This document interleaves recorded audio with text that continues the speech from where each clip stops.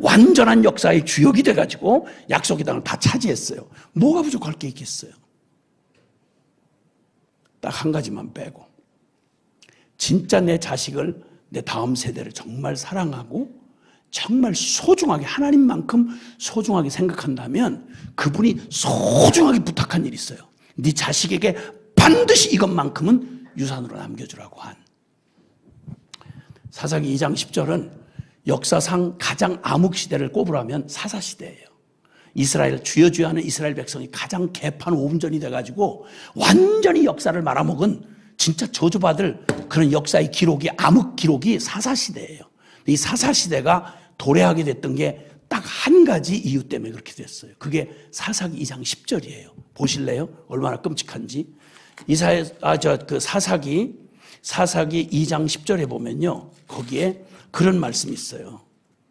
사사기 2장 10절에 그 영적인, 사사기 2장 10절에 거기 그 세대, 여호수아와 함께 그 세대의 사람도 다 그 조상들에게로 돌아갔고 죽었고 그 말이에요. 그 후에 일어난 다른 세대, 다음 세대는 여호와를 알지 못하며 여호와께서 이스라엘을 위하여 행하신 일도 알지 못하였더라.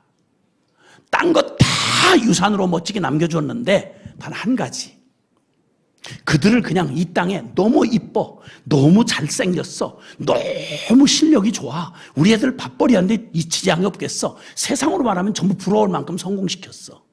딱 한 가지만 빼고 거기에 올인하느라고 한 가지만 뺐는데, 그게 바로 뭐냐면, 요거 딴 건 몰라도 이것만큼은 네 자식을 정말, 내가 너희 아이를 소중히 생각하는 것만큼 너희가 내가 맡긴 너희 자식들을 소중히 생각한다면 다른 건 다 그만두고 이것만큼은 목숨 걸고 남겨주라고 하셨던 일이 있어요. 그게 뭐냐면 신명기 6장 4절 이하에 있는 말씀인데요, 다른 말씀 아니에요.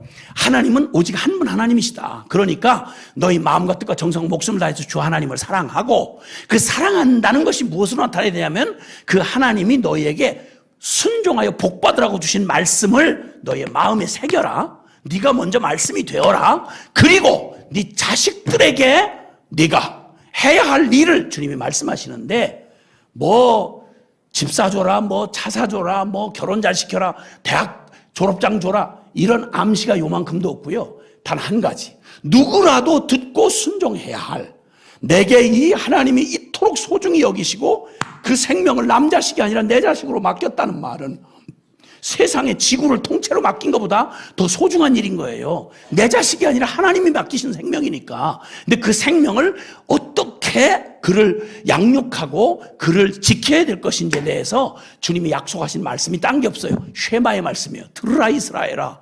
그리고 너는 이 말씀을, 하나님의 이 살아계신 하나님의 말씀을 네 아이에게, 그러니까 아이를 육체로 보지 말고 영혼으로 보라는 거예요. 하나님이 우리 아이를 소중히 보는 관점이 뭐냐면, 그 아이를 이 땅에 잠깐 먹고 죽을 짐승처럼 육체로 보지 아니하고 영원한 운명을 하나님과 함께 살아야 할 영적 존재로 보신다 이 말이에요. 하나님의 형상으로 보신다 이 말이에요. 육체는, 사람은 떡으로 먹고 육체가 살지만, 그러나 인간의 영혼은 하나님의 입에서 나오는 모든 말씀으로 사는 줄을 알게 하려 하심이라. 그러니까 네 아이들에게 영적 영양실조 걸리지 않게, 영적 치매 걸리지 않게, 영적 마비에 걸리지 않도록 이 하나님의 말씀을 꼬박꼬박 목숨을 다해 가르쳐라. 앉았을 때든 일어날 때든지 혼자 있을 때든지 길에 행할 때든지 이 말씀을 부지런히 가르칠 것이며, 그리고 네 집 바깥문에, 대문에, 문설주에, 그리고 그 아이의 인격, 이마에, 손목에, 생각과 행동 모든 게 다 하나님의 말씀으로 그 세계관이, 그 가치관이 세워지도록 하나님의 말씀을 목숨 걸고 전해주어라. 이게 하나님의 형상으로 창조하신 아이들을 대하시는, 어린이를 대하시는 바로 하나님의 가치였어요. 그런데 놀랍게도 이 주여 주여 주님의 역사상 이렇게 놀라운 기적을 경험했던, 꼭 우리 대한민국 전후 70년처럼 이스라엘 역사상 없었던 430년도의 해방 출애굽을 하고 광야 기적을 40년이나 경험을 하고, 그리고 약속대로 그 영세대가 나라를 건국하고, 그리고 이제 거기에 어마어마한 세상에서 우뚝 선 선민 이스라엘을 세워줬는데 딱 한 가지만, 눈에 보이는 육적인 모든 부모 노릇을 했는데 불싸 너무 바빠서 아이들에게 신앙교육은 그냥 말아먹었다 이 말이에요. 말씀은 가르칠 수가 없었어요. 교회가 예배당 짓느라고, 그리고 다른 많은 사업을 하느라고 주일학교는 항상 뒤로 밀렸죠. 이렇게 늘 없앨 수 있는 것 중에 제일 쉬운 게 주일학교였어요. 이제는 주일학교가 거의 없어요.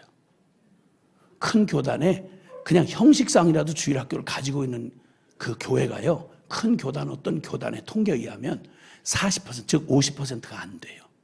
절반이 넘는 교회가 주일학교 자체가 존재하지 않아요. 한국 교회가. 이 일이 사사시대를 만들어냈어요. 사사시대를. 자, 이만큼까지 얘기하면 주님과 나 사이에 주님이 보시는 관점과 그 마음으로 우리는 다음 세대를 보고 있었나? 내 아이들은, 내 다른 아이는 그만둬 놓고 내 집에 내 아이 말입니다. 내 아이는 과연 주님이 생각하는 것만큼 내 자식 이뻐서 물고 빨고 하는 거, 이런 육적인 본능 말고 하나님이 거룩하게 이 역사를 바꾸고 하나님 나라를 세울 하나님의 그 소중한 한 영혼으로, 다른 집도 아니고 나를 선택해서 나에게 맡기신 아이라면 내 아이에게 무엇을 주님이 주기를 원하셨나? 이거 고민해 봤으면 우리 가정 이대로 가지는 않았을 거 아니냐고요.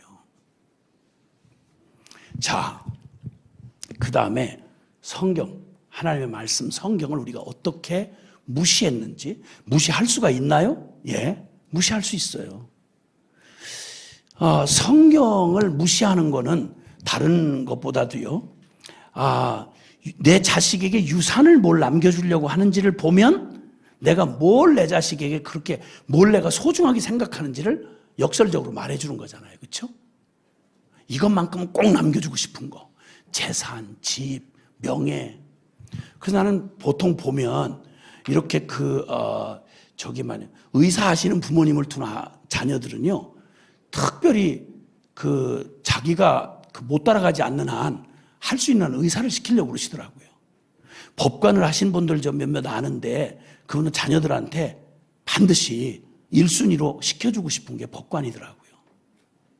그러면 선교사님, 목사님 그러면 제일 먼저, 다른 것도 아니고 자식한테 제일 먼저 뭘 남겨주고 싶어요? 이 자식이 뭘 했으면 좋을까요? 그럼 선교사님이 자녀를 선교사 만들고 싶어 하지 않으면 누가 선교사를 만들겠어요? 깜짝 놀란 건, 제가 많이 선교지를 다니면서 깜짝 놀란 건, 그렇게 얼마나 좋았으면 자기 일생을 바쳐 선교지까지 갔겠냔 말이야. 그러면 그 선교지에서 자란 자식에게 못 알아들어서, 지가 못 깨달아서는 몰라지만 아는 부모로서는 할 수 있는 한 무슨 방법을 다해서라도 선교사 시키고 싶어 하지 않겠어요? 일본에 갔더니 일본 라면이라고, 우리 라면이라고 그러는데 그 라면집이 유명한 집이 있는데요. 그 집은 200년 동안을 라면집을 아버지가 아들에게, 아들이 손자에게, 손자에게, 증손자, 그냥 라면집 그거 하나 안정된 직업이라고 해서 자식한테 그걸 물려주고 싶어서요, 성공적으로 세대 계승을 하더라고. 라면집만 해도. 복음을 어떻게 받았길래, 하나님의 말씀을 어떻게 받았길래, 다른 유산 다 몰라도 이 유산 하나만큼은 반드시 아이들에게, 유산 중에 목록이 이 말씀 믿는 믿음, 그리고 살아계신 하나님의 말씀을 유산 목록 중에 최우선순위로 두고 있는지 부모인 여러분에게 한번 묻고 싶어요. 내 아이가 가지고 있는 중에 다른 거 다 못 가져도 우리 아이는 성경을 암송해요. 성경을 사랑해요. 우리 아이 무슨 전문성 뭐니 무슨 소리를 해도 우리 아이에게 성경 하나만큼은 목숨 걸고 놓이고 다른 거 다 잃어버려도 이거 하나만큼은 너에게 준 하나님의 최대 선물이야.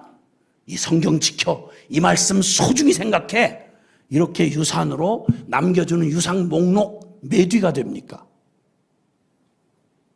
재밌는 건 제가 죄송합니다. 여기 그 해당되는 분이 계셔도 뭐 제가 무슨 알고 하는 얘기는 아니니까. 근데 제가 조금 이해가 안 돼서 하는 말이니까 시험은 들지 마세요. 제가 이렇게 미주를 종종 가다 보면 미국에서 이렇게 막 반갑게 저한테 그 개척교회 한 목사님, 그러니까 규모가 크지 않은 목회를 하신 분 옆에 그 다른 목사님이 그 목사님 소개하면서 이분은 아메리칸 드림을 이루신 분이라는 거예요. 아메리칸 꿈을 이룬 거라는 거예요. 그 무슨 얘기가 막 거품 물고 얘기하세요. 고생 많이 하시고 개척교회를 하셨는데 자녀들이 있는데 자녀 둘이 그렇게 축복을 받았다는 거예요. 그 무슨 얘기인가 했더니 동부의 아이비리그에 가서, 아이비리그라고 하면 뭐 하버드니 예일이니 프린스턴이니 세계적인 대학 있잖아요. 보스턴이 뭐 이렇게.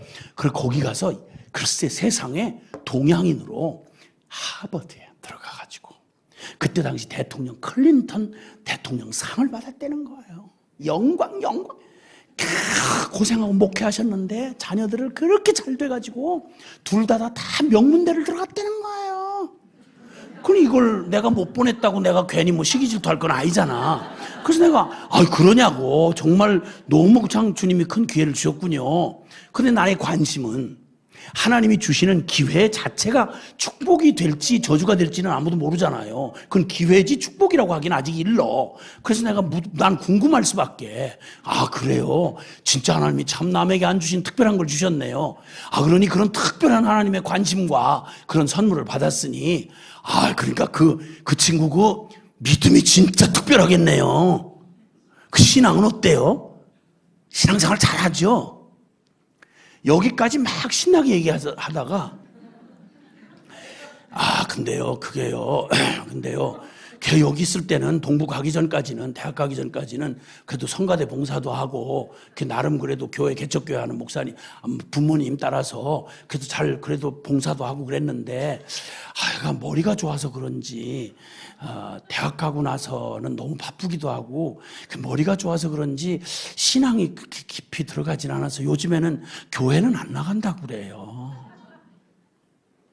듣다 보면 신앙이 좋은 사람은 일단 머리가 나빠야 된다는 이런 전제가 있는 것 같아요. 뭔 얼어 죽을 놈의 가치관 이런 게 다 있어. 그 신앙이 뜨겁다는 건 좀 무식하고 뭔가 대책이 별로 없어서 그냥 믿을 때밖에 없으니까 믿습니다 그러고 이러는 거라는 생각이 그냥 묻어나. 아메리칸 드림을 그렇게 개척교회하면서 수고한 보상이 자식들 하버드 대학 들어가? 그게 보상이야? 그 보상을 얻기 위해서 무슨 대가를 지불했는 거 아니? 신앙은 말아먹은 거예요. 근데 그건 별로 걱정을 안 해. 언젠가 그건 뭐 자기 개인 신앙이니까 가질 거라는 거예요. 왜? 대학도 지가 알아서 갈 거 아니겠어요? 죽자 사자 그 한풀이 하듯이 그 목사님이 하버드를 간 건 아니니까 꿈에도 그려보지도 못했겠지. 근데 내 자식 때에 한풀이 하듯이 내가 못 해본 거 다 해보는 거죠. 그리고 하나님 축복해 줬다고. 무슨 축복? 누가 말 안 해도 스스로의 가치관을 그대로 드러내는.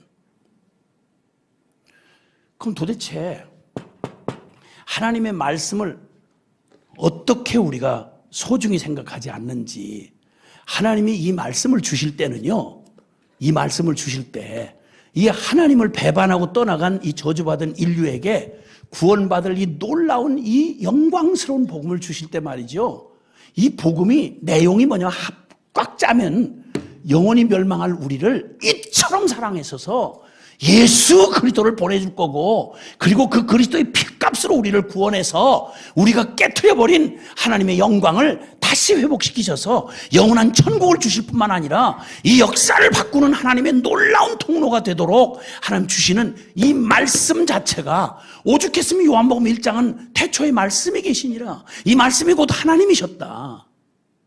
하나님이 세상에 그분의 말씀을 우리에게 주셨다는 말은 우리를 포기하지 않았단 말이고, 그 말씀의 내용이 세상에 우리를 사랑해서 당신의 전부를 다 통째로 맞바꿀 만큼 이렇게 주셨다는 이 복스러운 복음의 말씀을 여기 담았으니, 세상의 천하의 보석 중에 이런 보석이 어디 있으며 사랑한들 이거보다 더 사랑할 게 어디 있겠어요. 근데 여러분, 죄송해요, 선생님들한테 제가 묻는 말인데, 여러분 성경을 정말 그렇게 사랑하세요? 아멘이 슬프게 들려요.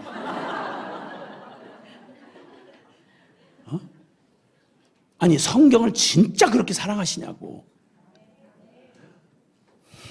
그럼 성경을 최소한 자기 나이만큼은 그래도 1년에 한 번씩은 읽어야 될 거 아니야. 그럼 나이에서 10살까지는 빼고 10살까지는 개념 없으니까 그럼 빼고 나이 50이면 40년은 살았다는 얘기니까 적어도 통독을 40번은 했을 거 아니야. 그죠? 자, 그러면 자기 나이에서 10년 빼고 자기 나이 수만큼 성경을 통독했다 하시는 분 손 들어보세요. 한번. 아니 이건 뭐 겸손 얘기가 아니고요. 사실을 지금 얘기하는 거니까 이건 겸손의 사항이 아니고요. 읽으신 분을 읽으셨다고 대답 좀 해보세요. 한번. 둘러보세요. 한번 여러분 한번. 저기 손 들고 계신 딱 한 분이에요. 저기 두 분. 지금 두 분이에요. 또 계세요?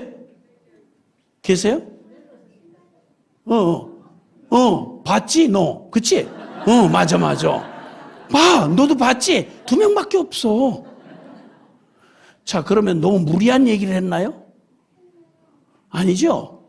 대학 입학시험 보려면 여러분 적어도 무슨 노력을 해야 지방대학이라도 들어가는지 아시잖아요. 다른 거 길게 얘기할 거 없어요. 성경을 도대체 몇 푼짜리로 취급하셨는지는 여러분 삶이 증명해 주고 있다고요.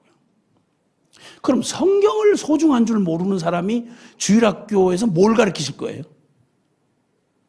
성경 말고 뭘 가르칠 거냐고. 옛날 말로 하면 사치기 사법부 그런 거 할 거예요? 재밌는 오락 리크레이션 가르치고 아니면 세상 자기 개발서 소개해주고 뭐 이런 거 할 거예요? 말이 안 되는 일이 지금 벌어지고 있단 말이에요. 무시하지 말라고 그랬어요. 하나님의 말씀을. 그럼 하나님이 이렇게 소중하고 비중 있게 유언처럼 말씀해 주셨어요. 유언처럼 말이죠. 유언이라고 하면 자기 남은 생애에 꽉 짜서 다른 건 다 할 말 기억도 못하니까 이것만큼은 다 잃어버려도 이것만큼은 얘야 아들아 이것만큼은 하고 남길 걸 유언이라 그래요. 그런데 물론 다 이 시간 관계상 길게 얘기할 수는 없지만 여러분 그 떠올리는 영웅들 한번 생각해 봐요. 역사가 이렇게 지금 디모데후서에 이 역사의 전환기에 있는 지금 우리에게 주님이 지금 디모데에게 하신 말씀이 너 배우고 확신한 일에 거하라. 이 혼잡스럽고 이 불가능한 세대 한복판을 뚫어내면서 이 역사의 주관자이신 하나님 그분을 바라보고 이 세상의 죄악의 똥물에 휩쓸려 가지 아니하고 이 세상에 떠밀려 가지 아니하고 세상을 역류하면서 세상을 구원할 하나님의 통로, 하나님의 사람, 하나님의 선한 일을 행하기에 온전한 사람이 되기 위해서 주님이 말씀하신 단 한 가지가 뭐냐면 너 배우고 확신한 일에 거하라. 네가 어려서부터 뭘 알았나니? 성경을 알았나니. 성경을 알았나니.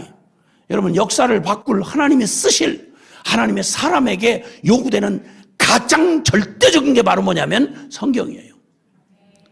근데 놀라웠게도 주님의 일에 부름받았다는 신학교 가가지고 성경을 더 깊이 알았다는 분 별로 못 봤어요. 깊이 연구하시는 신학자께서 성경을 그렇게 소중하게 생각하는 걸 별로 그렇게 많이 못 봤어요. 어줍지 않게 겉멋이 들어가면 교회는 이제 성경은요, 이 고리타분한 성경 얘기, 또 성경 얘기예요? 성경을 얼마나, 성경이 다른 데서 무시되는 게 아니라 교회 안에서 무시돼요. 교사인 여러분만큼 그래도 이 진리 앞에 노출될 수 있는 기회가 여러분보다 없는데, 여러분이 그렇다면, 여러분 상태가 이렇다면, 이게 정말 그렇잖아요. 어떻게 성경을 많이 안 읽고, 많이 읽는 게 뭐 다독하라는 이게 아니라, 뭐라고 해도 성경의 비중이, 성경이 말하는 성경의 비중은요, 이 말씀 안에서 우리는 성경 따로 생각하고 성경은 세계관 따로 배우고요, 역사관 따로 배우고요, 다른 거에 모든 지식의 끝점이 성경이 아니에요. 자, 시편 1편만 해도 보세요. 복 있는 사람, 복 있는 사람이요 라고 선포하는 이 시편 1편은 이후에 시편 150편의 결론 같은 장이에요. 거기에 복 있는 사람은 악인의 꾀를 쫓지 아니하고 죄인의 길에 서지 아니하고 오만한 자리에 자리 앉지 아니하고 오직 여호와의 율법을 즐거워하여 그 율법을 주야로 묵상하는 자로다.